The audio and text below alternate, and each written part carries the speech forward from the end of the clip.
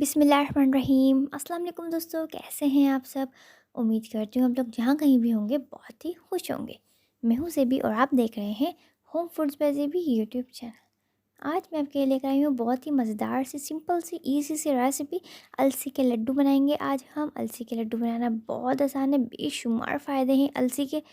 तो वीडियो को स्किप मत कीजिएगा, वीडियो को एंड तक देखिएगा। वीडियो पसंद आए तो लाइक कर दीजिएगा अपने फैमिली फ्रेंड्स में, और साथ साथ मेरे चैनल को लाजमी सब्सक्राइब कर दीजिएगा। अलसी के बेशुमार फ़ायदे हैं। बना के रखें आप ये लड्डू, अपने बच्चों को खिलाएं, अपनी फैमिली को खिलाएं। अगर मैंने फ़ायदे बताना शुरू करे तो वीडियो कम पड़ जाएगी। तो आइए वीडियो स्टार्ट करते हैं। यहाँ पर ले लिया एक अदद पैन मैंने, और यहाँ पर लिए मैंने हाफ़ कप अलसी के बीज। अलसी के बीज जो है वो हर जगह ईज़िली पंसार शॉप से मिल जाते हैं, मार्केट में ईज़िली अवेलेबल होते हैं। यह हमने थोड़ा सा रोस्ट कर लेना है इसको, तकरीबन 5 से 6 मिनट हमने इसको लो टू मीडियम फ्लेम पर रोस्ट कर लेना है। ये देखिए अच्छे से रोस्ट हो रहे हैं ये, और इसको चलाते रहना है ताकि हर जगह से इक्वल रोस्ट हो जाए और बहुत अच्छी सी इसमें से, ये देखें इस तरीके से ये जब भून जाते हैं, रोस्ट हो जाते हैं, तो ये उछल कूद करने लगते हैं, इस तरीके से चलने लगते हैं, तो इसका साइन है कि ये रोस्ट हो चुके हैं। तो अब हम इसको एक प्लेट में निकाल लेंगे और इसको ठंडा होने के लिए छोड़ देंगे। यहाँ पर एक पैन ले लिया है और इसमें मैं ऐड कर रही हूँ 1 कप ग्रेटेड कोकोनट, यानी कि मैंने कद्दूकश कर लिया था नारियल को। हमने यहाँ पे डेसिकेटेड कोकोनट या पिसा हुआ नारियल नहीं लेना है, जस्ट हमने इसको नारियल लेना है, उसको ग्रेट कर लेना है कद्दूकश से। लड्डू में बहुत अच्छा सा फ्लेवर आता है इससे, बहुत मज़े के लगते हैं खाने में। इसको भी हम 5 से 6 मिनट के लिए कुक कर लेंगे, लो टू मीडियम फ्लेम पर रोस्ट कर लेंगे और इसको भी निकाल लेंगे। अब यहाँ पर एक और पैन लेंगे और इसमें मैं ऐड कर रही हूँ 3 टेबल स्पून घी। याद रहे घी लेना है आपने, कुकिंग ऑयल नहीं लेना। घी भी ले सकते हैं, देसी घी या बटर भी ले सकते हैं, आपके ऊपर डिपेंड करता है। यहाँ पर ले रही हूँ मैं हाफ़ कप अखरोट, रफली चॉप किए हुए अखरोट लिए थे मैंने। और यहाँ पर है मेरे पास आधा कप बादाम, रफली चॉप कर लें बादाम को भी, और इसको कर लेंगे अच्छे से रोस्ट। इनको भी तकरीबन 5 से 6 मिनट हम रोस्ट करेंगे।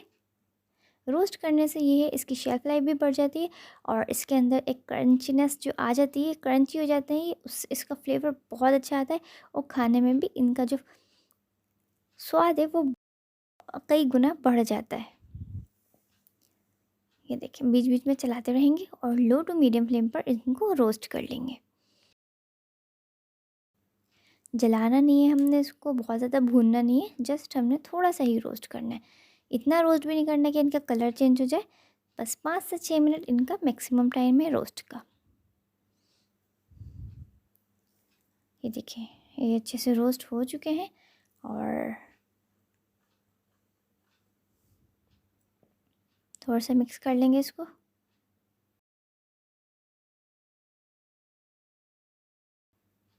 और अब हम इसको डिश आउट कर लेंगे। ये देखिए सारे इस तरीके से निकाल लेंगे।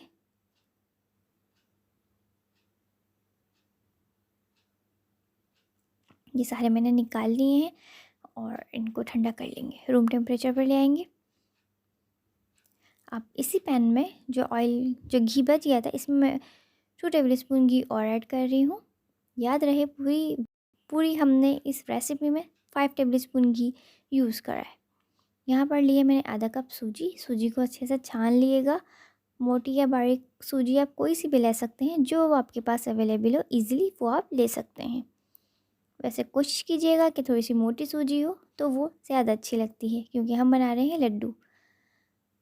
अच्छे से रोस्ट कर लेंगे इसको। हमने सूजी को बिल्कुल अच्छे से रोस्ट करना है, तब तक रोस्ट करना है इसमें से जब तक बहुत अच्छी सी स्मेल ना निकल आए और थोड़ी सी सूजी गोल्डन ब्राउन ना हो जाए, क्योंकि अगर सूजी कच्ची रह गई तो आपके जो लड्डू का फ्लेवर है वो अच्छा नहीं आएगा। लो टू मीडियम फ्लेम पर हमने इसको कुक करना है और चलाते रहना है। ये देखिए इस तरीके से हमने इसको अच्छे से रोस्ट कर लेना है घी के साथ।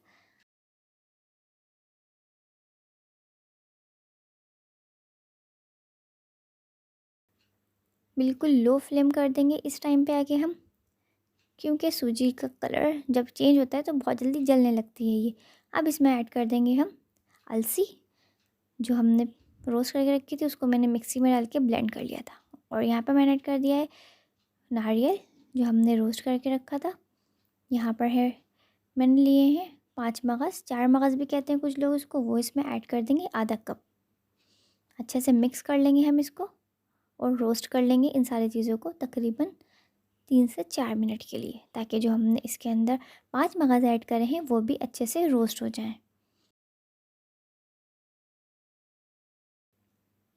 آپ چاہیں تو آدھی السی آپ بلینڈ کر سکتے ہیں مکسی میں ڈال کے، اور آدھی السی ثابت بھی ڈال سکتے ہیں، یہ آپ پہ ڈیپینڈ کرتا ہے. میں نے جو ہے وہ پوری بلینڈ کر لی تھی اور وہ اس میں ایڈ کر دی ہے.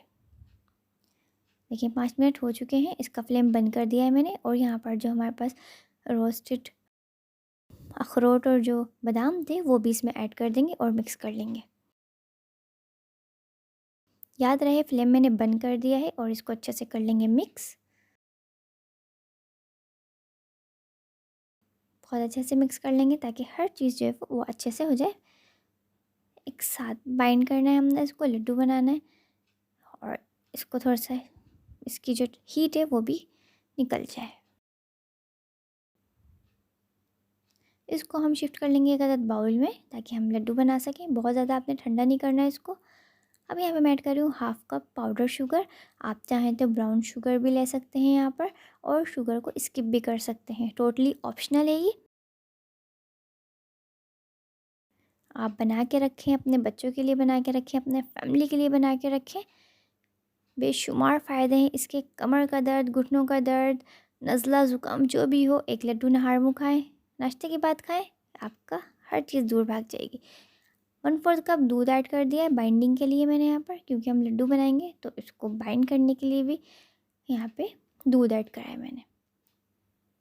یاد رہے آپ اس کو 1 سے 1.5 مہینہ آرام سے بنا کے رکھ سکتے ہیں ایئر ٹائٹ کنٹینر میں.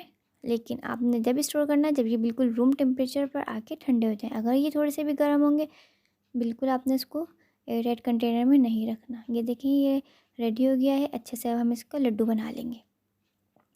لڈو کا سائز آپ اپنے اکارڈنگ جو بھی آپ کو بڑا یا چھوٹا کر سکتے ہیں، کوئی مسئلہ نہیں ہے. یہ دیکھیں اس کا اس طریقے سے لڈو بنا لیں گے، ایزیلی بن جائیں گے یہ. ایک اور بنا کے دکھا دیتی ہوں میں آپ کو. یہ دیکھیں اس طریقے سے رول کر دیں گے ہاتھوں میں اور یہ لڈو بن گیا ہے نا، بہت ایزی. تو سارے میں اسی طریقے سے بنا کے رکھ لوں گی لڈو. یہ دیکھیں یہ بنا لیے ہیں سارے میں نے اور یہ ریڈی ہو گئے ہیں ماشاءاللہ الحمدللہ. یہ بالکل ریڈی ہو چکے ہیں. سردی آنے سے پہلے پہلے آپ ان کو ضرور بنا کے رکھیں اپنے گھر میں، اپنی فیملی کے لیے، اپنے بچوں کے لیے. ویڈیو پسند آئی ہو تو ویڈیو کو لائک کر دیجیے گا، شیئر کر دیجیے گا اپنے فیملی فرینڈس میں. اور اگر آپ میرے چینل پہ نئے ہیں تو میرے چینل کو لازمی سبسکرائب کر دیجیے گا. مجھے دیجیے اجازت، نیکسٹ ویڈیو تک اللہ حافظ.